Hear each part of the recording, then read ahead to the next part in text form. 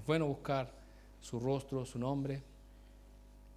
Hemos estado hablando acerca de la ética, de ciertos aspectos para responder a esta pregunta que es ¿cómo debo vivir en este mundo? Estuvimos pasando por un momento donde hablamos acerca del antinomianismo, una palabra bastante extraña,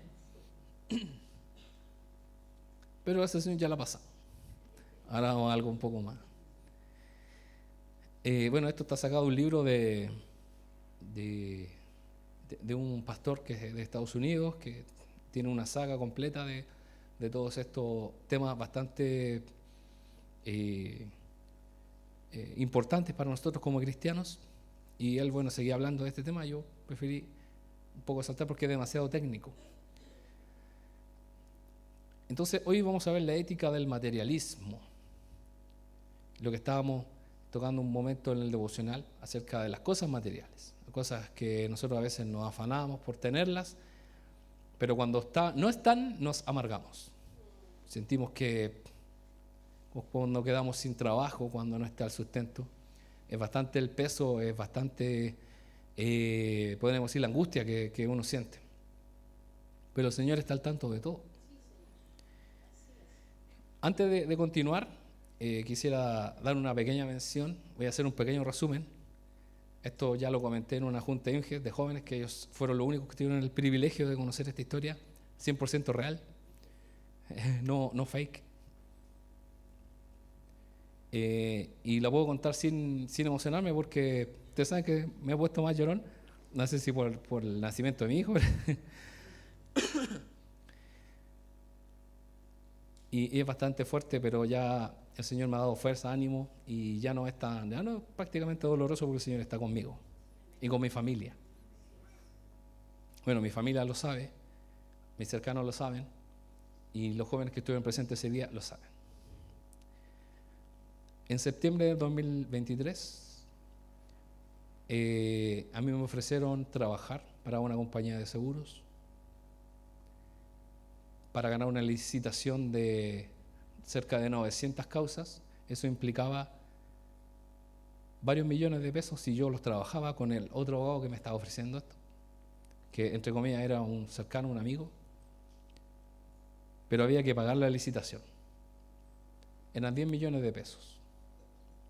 Él pagaba 5 y yo 5. Y entre los dos nos quedamos con esa licitación. Y él decía que era de HDI Seguro, me mostró papeles, me mostró a su hija por videollamada, una pequeña que lo abrazó, Amparito. Y hermano, todo era mentira. Y yo lamentablemente caí. Así que me estafaron con 5 millones de pesos que yo no tenía. ¿De dónde lo saqué? Me lo conseguí porque pensé que lo iba a recuperar. Y funcionó a la perfección la estafa. A pesar de que yo le pedí sabiduría al Dios y todo parecía prometedor, porque uno como ser humano quiere surgir. Y aquí yo decía, aquí está. Aquí por fin voy a poder independizarme, aquí voy a poder tener mis cosas.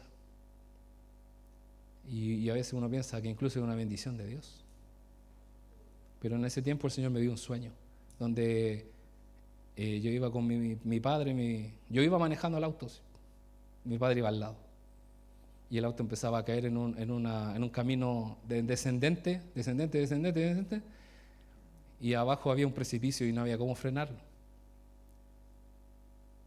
Y era tan rápido que nosotros finalmente pasábamos por el precipicio, salíamos volando y volaba el auto.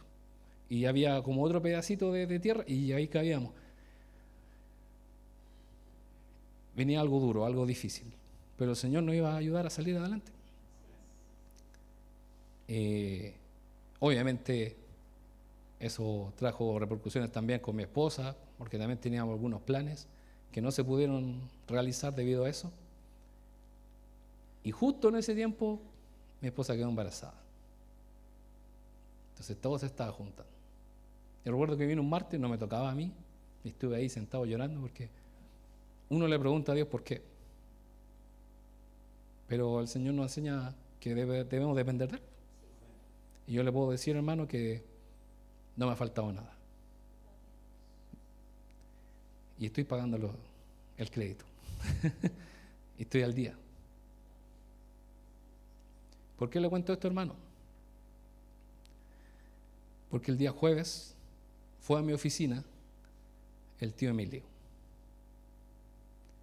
y me fue a hacer una entrevista, porque hay muchos estafados y hay una orden de detención. En cualquier momento lo toman detenido.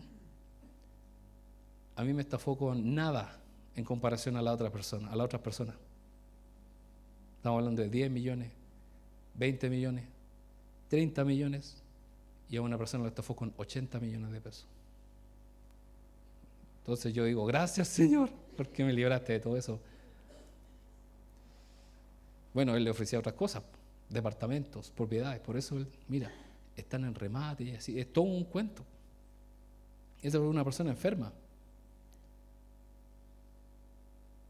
Y según el tío Emilio, que lo tengo en mi WhatsApp, ahora es amigo personal mío, me saqué fotos con él. Él me dijo que guardara reserva, así que por eso no la he publicado. Solamente algunos de mi familia lo han visto. Y es bastante alto, es como de mi porte. Yo pensé que era un viejito chico, así que es alto. Bueno, me llamó, era la voz. Yo dije, es Kramer que está imitando a... Todo el rato uno piensa que es algo falso. De hecho, en la foto de perfil salía él así como... Y dije, estos son sinvergüenza, decía yo. Y estaba la secretaria de donde yo trabajo y me decía, contéstele. Le dije, no, si una estafa, le decía. Y yo me llamaba. Hasta que le contesté en voz alta y decía, y ahí obviamente no lo voy a imitar, pero ¿por qué le gusta engañar a la gente? Y me dijo, ¿puedo ver dónde usted está? Yo le dije, sí, le di la dirección. Y la secretaria se fue a maquillar, va a llegar la tele y todo. Yo le dije, pero si a ti no te van a entrevistar, pues. Sí, no, están bien. Un saludo para Carolina. Bueno, Marco puede cortar ahí. Y llegó con un camarógrafo. Llegó ahí el hombre, bastante simpático. Y sabe que él me decía que venía de conversar con familiares directos de él, que también lo estafó. O sea, no tiene escrúpulos esta persona. Se supone que mañana van a dar el reportaje en el Canal 13. Entonces, por ahí si me ve, como una persona decir, mira el hermano está ahí. Lo bueno es que no me puse nervioso, me puse de modo serio. Así que ese avisito comercial, para que no se asusten, hermanos, en el 13, Canal 13. Bueno, según el tío Emilio, mañana lo van a dar en el noticiero central, o sea, quedan después de las 9 de la noche. Ahora, como le decía, hermano, relacionado al materialismo, el Señor me enseñó a depender solamente de Él. Y que mi vida, la de mi familia, la de mis padres, la de mi esposa, de mi hijo, dependían de Él nomás, no de lo que yo... Y que se haga justicia. Y no le tengo rencor ni nada. Yo de hecho oré por él para que él se arrepintiera y creo que no quiere entrar en razón. Y todos los que están ahí estafados dicen que no va a haber ningún retorno del dinero, no importa. Yo no dependo de eso, dependo del Señor. Si vuelve, genial. Pero si no, ya no es mío eso. Así que bueno, lo quise decir ahora para que no quede al último como que los hermanos queden así traumados al final. Porque se supone que lo que uno dice al final queda más marcado. Así que se lo digo ahora para que le quede la palabra al Señor. Así que, bueno, cualquier duda me la hacen por interno. No. Se puede dar el WhatsApp del tío Emilio si necesita algo.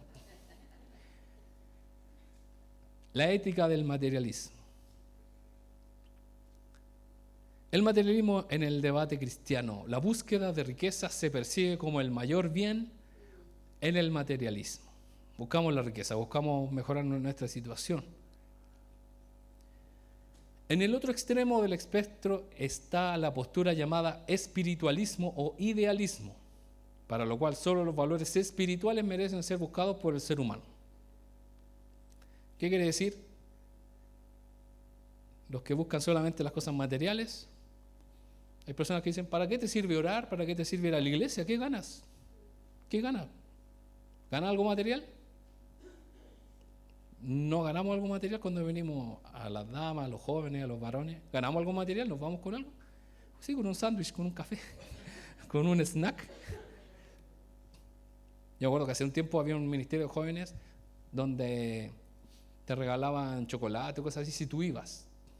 Y había algunos jóvenes que iban solamente por eso. No debiera ser nuestra motivación. Entonces, si buscamos la riqueza de este mundo, caemos en lo que se llama el materialismo. Pero si nos vamos al otro extremo, ¿cuál es el otro extremo? El espiritualismo, todo espiritualizarlo. Que pusieron esa taza cerca mío porque esa era mi taza. Y el que no me pueden quitar ese puesto porque fue designado por Dios. Y así se va cambiando todo. O me topé justo contigo porque Dios quiere decirte algo, o Dios me quiere decir, y así lo espiritualizan. No, fue una coincidencia nomás. Entonces el espiritualismo o idealismo, para lo cual solo los valores espirituales merecen ser buscados por el ser humano. El ministerio de Jesús no fue un ministerio meramente material ni tampoco solamente espiritual. Porque las palabras del Señor tienen vida. El Señor Jesús sanaba a las personas. Eso tenía un efecto material, pero también espiritual. Y Jesús no era solamente espiritual porque ¿de qué comían los discípulos? ¿De qué comían las familias de los discípulos? El Señor se preocupó de todo eso. No los dejó a la deriva. Por eso tenían tesorero. Por eso tenían varias cosas que ellos administraban para ver los recursos. ¿Qué dice la Biblia? La palabra de Dios repudia ambas posturas, tanto el materialismo como el espiritualismo. La palabra de Dios no está de acuerdo con eso. Si bien las cosas materiales no son el máximo bien, tampoco son intrínsecamente malas. Las cosas materiales de por sí no son malas. ¿Es malo el celular? ¿Intrínsecamente así? ¿Es malo? No.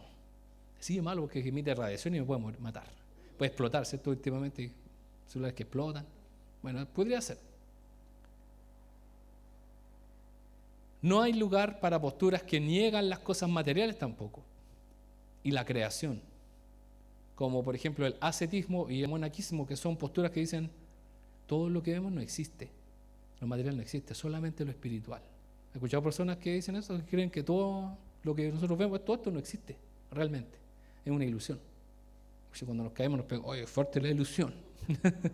Cuando tenemos hambre, me está afectando fuerte la ilusión. O cuando el frío es mental. ¿Dónde es mental? Yo lo estoy sintiendo con todo mi ser. O el calor. Tanto en el Antiguo Testamento, bueno, son abreviaciones, AT, Antiguo Testamento, NT, Nuevo Testamento. Tanto en el Antiguo Testamento como en el Nuevo Testamento, muchas de las promesas redentoras atañen a la creación, o sea, a lo creado, lo que ya está. Son promesas de la redención en el mundo físico. Por ejemplo, Abraham, ¿qué le prometió Dios? Una descendencia y tierras. ¿Eso era algo espiritual? Abraham vagaba y decía, no, es una tierra celestial, donde allá moraré. ¿Algunos hijos celestiales por allá vendrán volando? ¿Será? No, él quería un hijo real, de verdad, de su esposa. ¿Y fue como Dios le respondió? Ahí tenemos la respuesta, en la imagen. Tenemos a Abraham, a Sara y a su hijo Isaac. Es el hijo de la promesa. Por lo tanto, muchas de las promesas de Dios, de las bendiciones que Dios prometió tanto en el Antiguo como en el Nuevo Testamento, son promesas para ahora. Y nosotros debemos recibirlas, porque para eso son. De hecho, hay una estadística de que como un mínimo porcentaje, un 10% de las promesas son que tienen que ver con el cielo. Y todo lo demás tiene que ver con la tierra. Entonces, a veces, ¿qué decimos? No, el mundo material es malo. Hay un libro que yo leí que se llama Ama tu cuerpo, porque nuestro cuerpo lo creó Dios. Pero hay pensamientos que dicen, no, este cuerpo es malo, es puro pecado. No, el cuerpo intrínsecamente no es malo. De hecho, es, como dicen los científicos, la máquina perfecta. Somos nosotros, dice la Biblia, no entreguéis vuestros cuerpos al pecado, sino entréguenlos como sacrificio vivo. Por lo tanto, intrínsecamente el cuerpo no es malo, de hecho es creación de Dios. Y cuando Dios creó la creación, básicamente todo, dijo que lo encontró bueno. No dijo, y el cuerpo humano va a ser pecaminoso, no. Por lo tanto, se da cuenta que hay posturas demasiado extremas.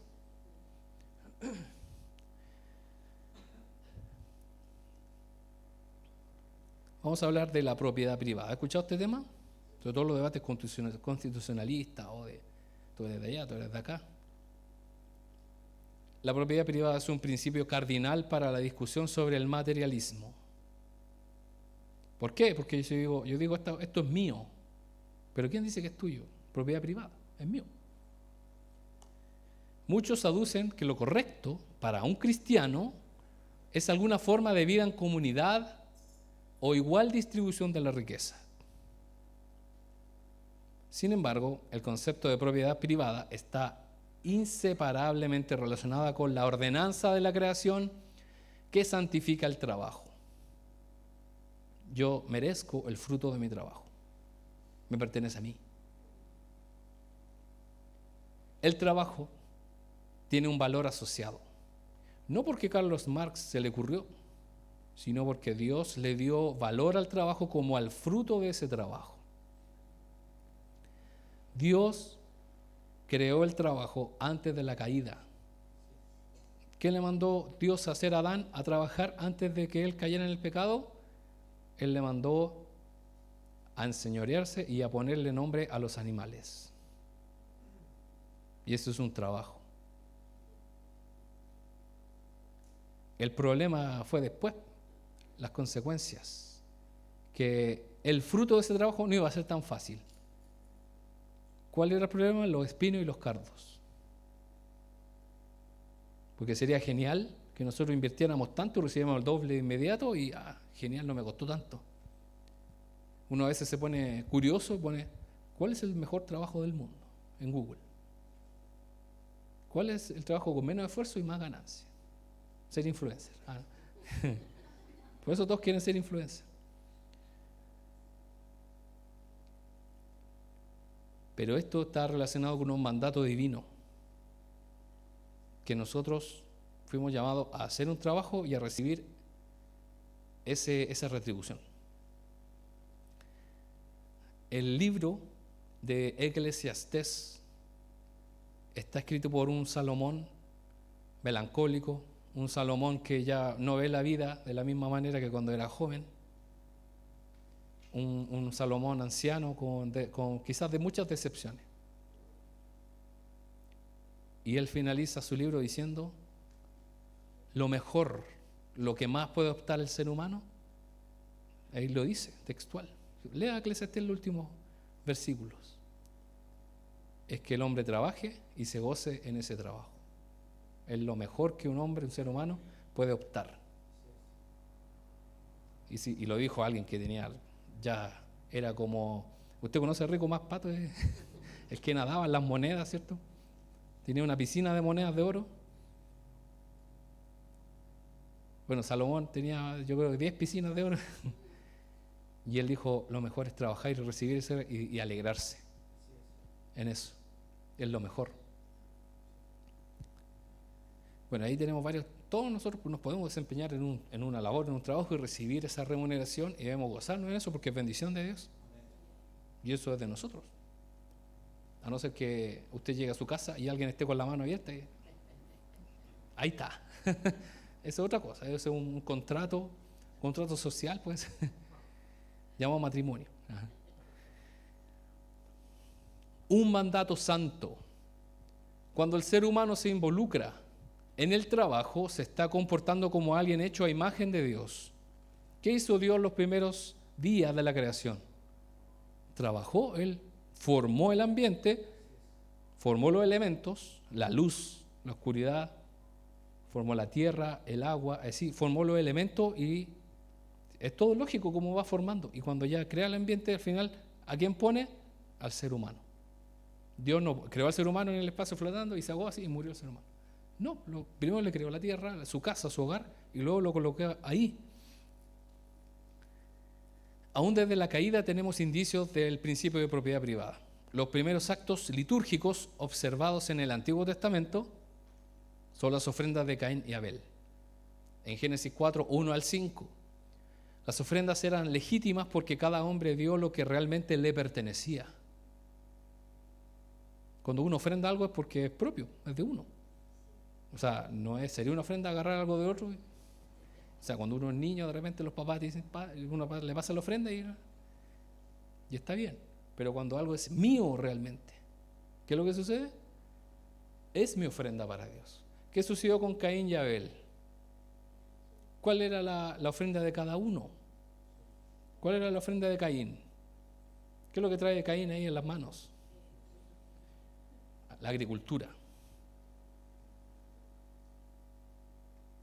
Lo que él aró, lo que él sembró y cosechó. ¿Y qué es lo que tiene puesto ahí Abel? Bueno, no se ve muy bien, pero es como un cordero. La única diferencia no fue que a Dios no le gustaba lo sembrado y a Dios le gustaba la sangre de un animal, no era eso. La única diferencia fue un pequeño detalle, que dice que Abel tomó lo mejor. Él dijo, este es el mejor animalito que tengo, se lo voy a dar a Dios. ¿Y qué hizo Caín? Ya estas primeras que agarré aquí, ya estas no, ya. Eso hizo. Cuando usted tiene visita y algo, y usted quiere entregarle una atención, usted va y va a buscar, no sé, el pan y agarra la marraqueta de cualquiera. No, que están más bonitas, usted quiere dar una buena impresión. Lo mismo sucede con nuestra ofrenda a Dios que nos pertenece. Nuestra vida, debemos entregarle lo mejor al Señor. Y no cualquier cosa, y eso tiene que ver con un principio. Por lo tanto, aquí también está este tema de la propiedad privada. O sea, estas cosas sí le pertenecían a estos hombres, a Caín y Abel, sí, era de ellos. Y era legítimamente entregado a Dios en ofrenda. En los 10 mandamientos, si examinamos el decálogo significa 10 leyes. Eso no va. En Éxodo 20, vemos que la propiedad privada se presume en varias situaciones. Por ejemplo, la prohibición contra el robo presupone la propiedad privada, porque si yo le robo a otro es porque le pertenecía al otro, no es mío. Por lo tanto, Dios está prohibiendo una conducta que atenta contra la propiedad de otro. Al igual que la prohibición contra la codicia, desear lo que es de otro, ya sea la mujer, la casa, los animales en ese caso, todo. Hoy en día también podemos incluso desear animales de otro, el perro, el vecino, es más bonito que el mío. Este es un quiltro nomás, el otro es de raza. El gato del vecino se porta bien, el mío se tira los muebles. Y así, la codicia. En el mandamiento sobre el día de reposo se suele pasar por alto algo que es, durante 6 días trabajarás, harás tus cosas. No se refiere a un horario laboral, sino, bueno, los que trabajan de lunes a sábado puede ser que estén más delante del Señor mejor que los que de lunes a viernes. No, tiene que ver con tus cosas, con las cosas que a ti te gusta hacer o para producir el bienestar de tu familia. El día de reposo no tiene sentido separado de los 6 días de trabajo. O sea, es un mandato de parte de Dios y está bien que lo hagamos. Y está dentro de los 10 mandamientos. Lamentablemente, hay que trabajar. Pastor, lo llaman afuera. La evasión del trabajo se considera pecado. El apóstol Pablo ordena a los creyentes que trabajen como norma ética. Segunda de Tesalonicenses 3:12 dice, en la versión NTV, les ordenamos a tales personas, ahí dice entre otras cosas, que trabajen para ganarse la vida. O sea, Pablo se va con rodeo. Es claro Pablo respecto al trabajo. La pregunta es, Pablo andaba viajando ahí gratis, andaba ahí aprovechándose de la ofrenda de los hermanos. ¿Cómo se sostenía Pablo? Él trabajaba, hacía carpas. Y uno se imagina que Pablo llegaba como en barco y lo atendían como que había un hermano de una iglesia y lo tenía como una piececita, y le servía once, desayuno, y él estaba así, feliz de la vida. Y después escudriñaba la escritura y decía, ¿qué voy a predicar mañana? No era así. Él se establecía semanas, meses, años, y después viajaba nuevamente. ¿Por qué? Porque él se ponía a producir. Y de hecho él dice en una de las cartas, no me avalí de sus ofrendas, para que no digan que lo hice por eso, porque yo me sustenté solo. Porque ahí había gente criticona que decía, Pablo se queda con la ofrenda. ¿Había o no? ¿Sí? ¿Y sabes lo que hacían ellos? Tomaban la ofrenda y la mandaban a Jerusalén, donde estaba Pedro con los apóstoles, y recibían esa ofrenda. Pero también Pablo recibió ofrendas porque también pasó necesidad. Llegó un momento en que no pudo seguir. Y recuerde que él tenía un problema, lo más probable es que tuviera un problema de salud, cuando él pide que le quite ese aguijón en su carne, que le impedía quizás trabajar, pero él seguía adelante. Y también lo que dice Pablo en 1 Timoteo 5:8, en la versión Reina Valera, porque si alguno no provee para los suyos, y mayormente para los de su casa, ha negado la fe, y es peor que un incrédulo. Y es bastante directo Pablo en este sentido.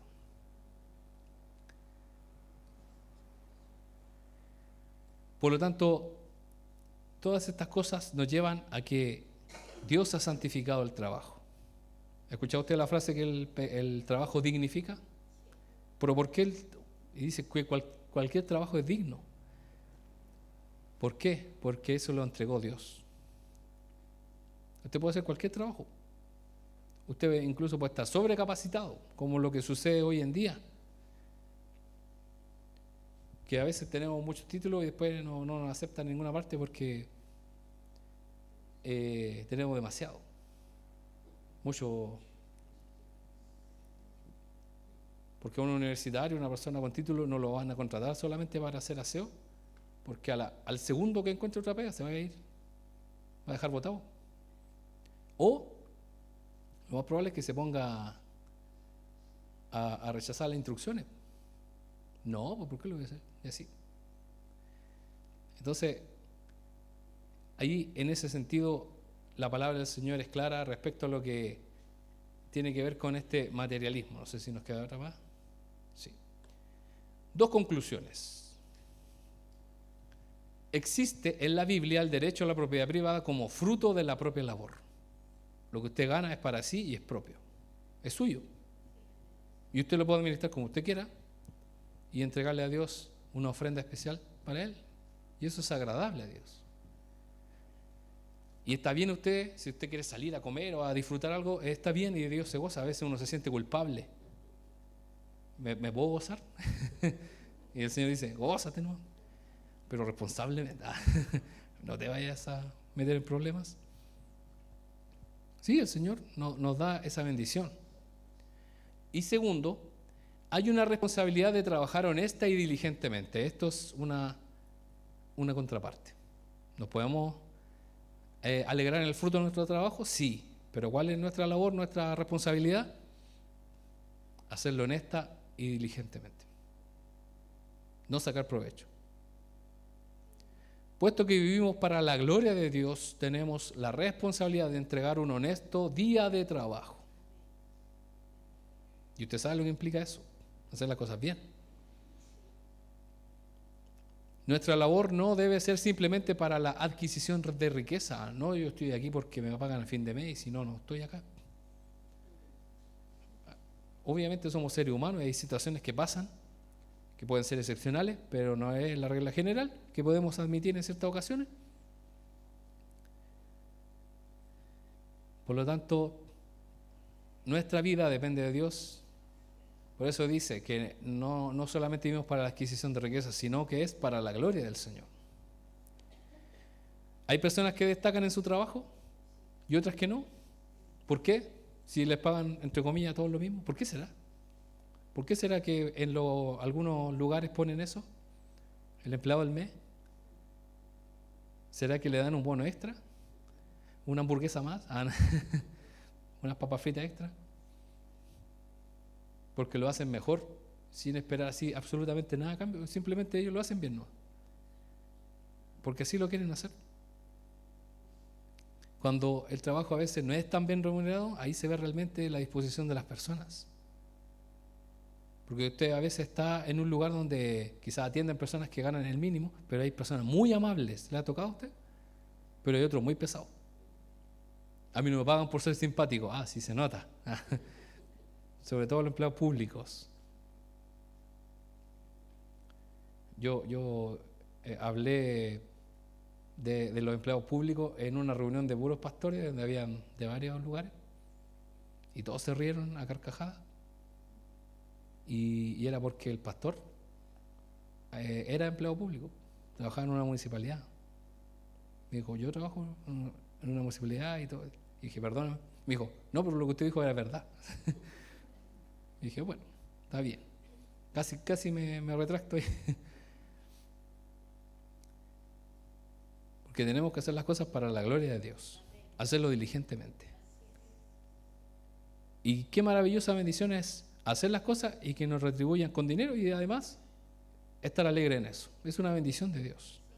Y si a usted no le gusta mucho lo que está haciendo ahora, pídale gozo al Señor, o pídale nuevas puertas de trabajo, o pídale una oportunidad y el Señor le va a conceder. Yo recuerdo que cuando hice mi práctica me pasaron cientos de carpetas y yo tenía que llamar a cada una de esas personas y preguntarles por qué había pasado con su caso. Algunas eran de varios años pasados y eso me dijeron que tenía que hacer. Y mis compañeros me decían, no hagas eso si nadie hace eso. Y yo lo hice. Y las personas me decían, usted es la primera persona que me llama en años para preguntarme cómo está mi caso. Prácticamente casi todos me dijeron eso. Y resulta que hace como un mes, por ejemplo, lo tenía otro compañero y en un mes anterior lo tenía otro compañero y yo sacaba la cuenta y por lo menos unos 6, 7 personas pasaron por esa carpeta y nadie se preocupó de ello. Obviamente ahí no pagan nada porque eso es un servicio al Estado. Yo podría decir, ¿por qué voy a gastar minutos de mi celular? De hecho, tenía que gastarlo de mi celular porque tampoco prestaban teléfono. Pero lo hice porque uno lo tiene que hacer para la gloria de Dios. Y finalmente llegó el día en que una persona entró a la oficina y pidió el libro de reclamos y felicitaciones. Y me puso una felicitación. Y eso yo nunca lo había vivido en mi vida, que una persona sola llegó y me puso una felicitación. Y todos me decían, oye, ¿qué le dijiste para que hiciera eso? Nada, simplemente tratar de hacer las cosas bien. Hacerlo normal. De hecho, ni siquiera pasarme de los márgenes, simplemente lo que tenía que hacer nomás. Entonces, ¿por qué? Porque nosotros somos hijos del Señor y debemos entregarle lo mejor a Él. Por eso dice el Señor que hagámoslo todo para la gloria de Dios. Así que les dejo, hermano, esta palabra, esta bendición. Que podamos entender que el Señor nos ha dado todo lo que tenemos y Él es el que nos sustentará y nos llevará a bendición. Les invito a que cierren sus ojos